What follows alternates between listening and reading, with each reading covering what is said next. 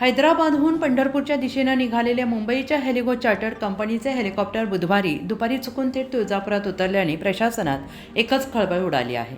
तुळजाभवानी मंदिरावर काही वेळ घिरट्या घालून ते थेट नळदुर्ग रोडवरील सार्वजनिक बांधकाम विभागाच्या हेलिपॅडवर उतरले आणि या प्रकाराची कोणतीही पूर्वसूचना महसूल, पोलीस वा बांधकाम विभागाला न मिळाल्याने संबंधित यंत्रणांची धावपळ उडाली.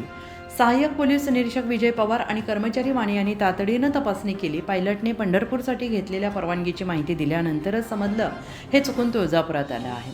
प्रशासनाने हेलिकॉप्टर कंपनीवर 10,000 रुपयांचा दंड आकारलेला आहे. दंड भरल्यानंतर सायंकाळी 5:15 वाजता हे हेलिकॉप्टर तुळजापुरातून उड्डाण करून निघून गेलं.